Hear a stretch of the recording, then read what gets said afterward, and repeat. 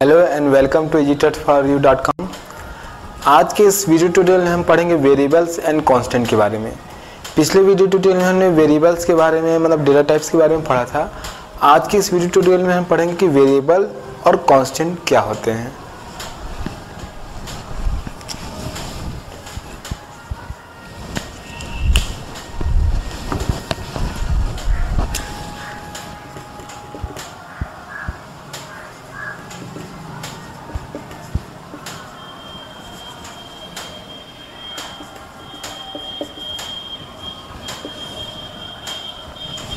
Variable and constants, जब हम अपना प्रोग्राम बनाते हैं तो प्रोग्राम में वैल्यूज़ को एंटर कराने के लिए अलग अलग डेटा टाइप्स का यूज़ करते हैं, जैसा कि हमने पिछले वीडियो ट्यूटोरियल में पढ़ा है।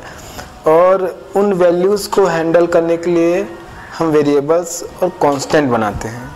मतलब जो वेरिएबल्स हम बनाते हैं जिनके अंदर वैल्यूज़ स्टोर होती है। वेरिएबल पर्टिकुलर उस डेटा का नाम होता है, जैसे पिछले ट्यूटोरियल के एग्जाम्पल में हमने बताया था इंट ए।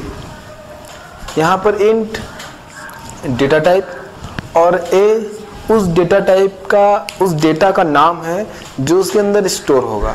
सपोज हमने इसमें स्टोर किया इज इक्वल 10, तो यहाँ पर इंटीजर उस डेटा का टाइप है और ए उस वैल्यू का नाम है और 10 उसकी वैल्यू है। अगर हमको कभी भी 10 को यूज़ करना होगा या कभी भी उसको प्रिंट कराना होगा तो उसके लिए हम वेरिएबल नेम ए का यूज़ करेंगे। तो वेरिएबल्स वो लोकेशन होता है जहाँ पर वैल्यू स्टोर होती है और वेरिएबल का मान या इसकी वैल्यू प्रोग्राम के एग्जीक्यूशन के दौरान लगातार चेंज होते रहती है। प्रोग्राम के स्टार्टिंग में कुछ और हो सकती है, मिड में कुछ और हो सकती है, एंड में कुछ और हो सकती है।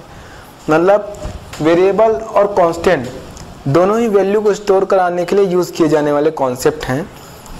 अंतर यह है कि वेरिएबल का वैल्यू होता है वो प्रोग्राम के एग्जीक्यूशन के दौरान लगातार चेंज होती है, जबकि कांस्टेंट इसकी वैल्यू प्रोग्राम के एग्जीक्यूशन के दौरान कांस्टेंट होती है, मतलब स्थिर रहती है और पूरे प्रोग्राम में वही समान बनी रहती, बदलती नहीं है। तो वेरिएबल्स का यूज़ हम प्रोग्राम में वैल्यू स्टोर कराने के लिए करते हैं। ये डेटा का नाम होता है। अब हम आते हैं कांस्टेंट के ऊपर। कांस्टेंट, सबसे पहले कांस्टेंट के बारे में ये बता दूं कि कांस्टेंट ऐसी राशि है, ऐसी वैल्यू है जो कि प्रोग्राम में स्थिर होती है, चेंज नहीं होती। प्रोग्राम के एग्जीक्यूशन के दौरान इसका जो वैल्यू होता है वो अनचेंज होता है। अब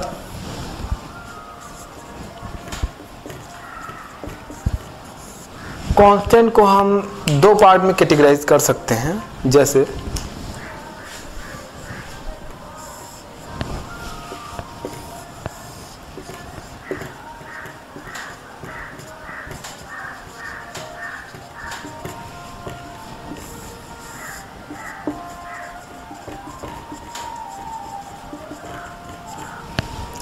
तो इस तरीके से न्यूमेरिक कांस्टेंट और कैरेक्टर कांस्टेंट, दो प्रकार से हम कांस्टेंट को डिवाइड कर सकते हैं वैल्यूज़ के बेसिस पे। यहाँ पर न्यूमेरिक कांस्टेंट को फिर हम दो प्रकार में डिवाइड कर सकते हैं।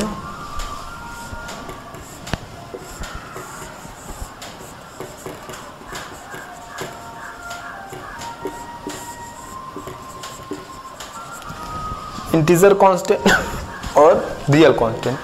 तो न्यूमेरिक कांस्टेंट को हम दो पार्ट में डिवाइड कर सकते हैं, इंटीजर और रियल। इंटीजर कांस्टेंट और रियल कांस्टेंट मतलब जो वैल्यूज़ 0 to 9 होती हैं बिना पॉइंट्स के, उनको हम इंटीजर कांस्टेंट में रखते हैं, और जो वैल्यूज़ पॉइंट में होती है मतलब फ्रैक्शनल वैल्यू में, उनको हम रियल कांस्टेंट में रख सकते हैं। आगे हम कैरेक्टर कांस्टेंट को दो पार्ट में डिवाइड कर सकते हैं।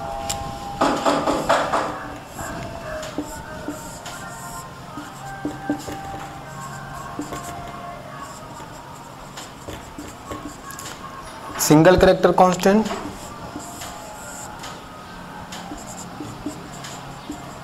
और स्ट्रिंग कांस्टेंट। तो इस तरीके से ये कांस्टेंट का डिवाइडेशन कांस्टेंट की कैटेगरीज हैं। जैसे सबसे पहले देखते हैं कांस्टेंट न्यूमेरिक हो सकता है और कैरेक्टर हो सकता है। न्यूमेरिक कांस्टेंट में फिर से हम इसे दो पार्ट में डिवाइड कर सकते हैं, इंटीजर कांस्टेंट और रियल कांस्टेंट। इसी तरह से कैरेक्टर कांस्टेंट को हम फिर दो पार्ट में डिवाइड कर सकते हैं, सिंगल कैरेक्टर कांस्टेंट और स्ट्रिंग कांस्टेंट। तो वैल्यूज़ के बेसिस पे जो कि इस कांस्टेंट के अंदर स्टोर होती हैं, ये इतने पार्ट में डिवाइड किए गए हैं। तो हम शुरू करते हैं न्यूमेरिक कांस्टेंट से और कैरेक्टर कांस्टेंट से। जो भी वैल्यूज़ नंबर में होगी वो न्यूमेरिक कांस्टेंट में आएगी, जबकि जो भी वैल्यूज़ कैरेक्टर्स में होगी वो कैरेक्टर में कांस्टेंट में आएगी। अब आते हैं न्यूमेरिक वैल्यू में इंटीजर और रियल। अगर हम कोई वैल्यू स्टोर कराते हैं जो कि 0 to 9 नंबर्स में स्टोर होती है, या तो पॉजिटिव हो सकती है या तो निगेटिव, वो सभी इंटीजर कांस्टेंट में आएंगे। जबकि ऐसी वैल्यूज़ जो कि फ्रैक्शनल में होगी, पॉइंट में होगी, वो रियल कांस्टेंट में आएगी। For example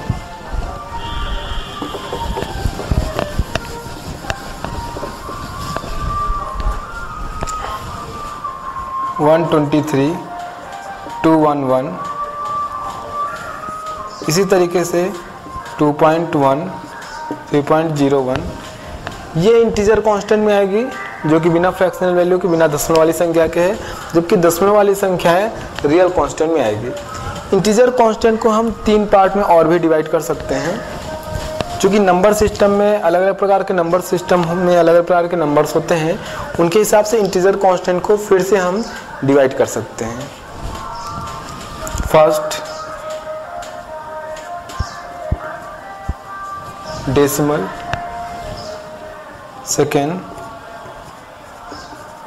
octal, third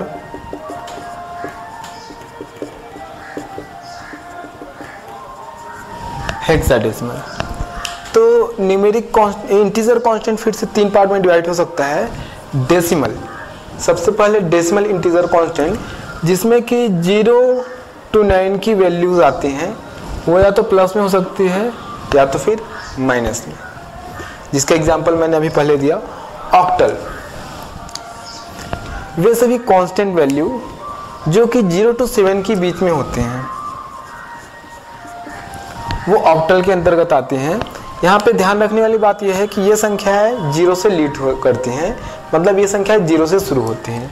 for example यदि हम लिखते हैं 56, तो ये संख्या डेसिमल है, decimal integer constant.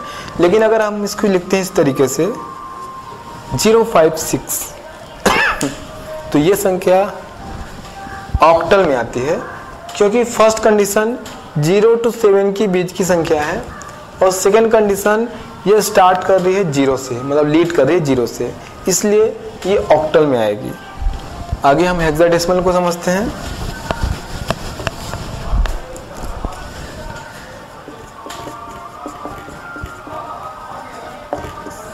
Hexadecimal, hexadecimal में 0 to 9 और A से F तक के कैरेक्टर्स आते हैं। तो इस तरीके से 0 to 9 के डिजिट्स और A to F तक के कैरेक्टर इसके अंदर आते हैं। इनके साथ बनी हुई वैल्यूज जो होती है वह हेक्साडेसिमल में आती हैं और इनकी स्टार्टिंग होती है या लीड करते हैं 0x से। तो इस तरीके से अगर हम कोई संख्या लिखते हैं जैसे 2f, 0x2f, जो कि 0x से लीड करती हैं, तो ये संख्याएं हेक्साडेसिमल में आती हैं। इनके अंदर 0 to 9 और A से F तक के कैरेक्टर्स स्टोर होते हैं और ये लीड करते हैं 0x से। तो इस तरीके से आपने न्यूमेरिक कांस्टेंट के बारे में अभी सीखा। अगला है कैरेक्टर कांस्टेंट, जिसको हमने दो पार्ट में डिवाइड किया है, character constant and string constant. Character constant हमने दो पार्ट में डिवाइड किया था।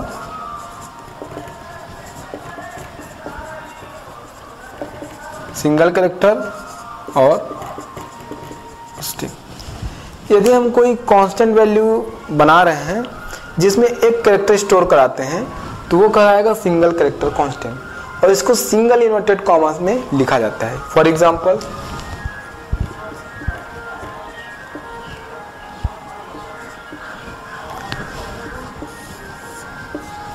ये सिंगल कैरेक्टर कांस्टेंट के एग्जांपल है। यहाँ हमने सिंगल कोट में एक करेक्टर को फॉर ए बी एक्स को लिखा है तो सिंगल करेक्टर कांस्टेंट में आते हैं। लेकिन वे वैल्यूज़ जो कि कई करेक्टर से मिलके बनी होती हैं, मतलब नंबर ऑफ करेक्टर से मिलके बनी होती है, उसमें एक से ज़्यादा करेक्टर होते हैं, तो करेक्टर्स का जो ग्रुप होता है वह स्ट्रिंग कहलाता है। इन स्ट्रिंग को हम इन्वर्टेड कॉमा में लिखते हैं, डबल इन्वर्टेड कॉमा, और इनको किसके अंतर्गत रखते हैं? स्ट्रिंग कांस्टेंट के अंदर। For example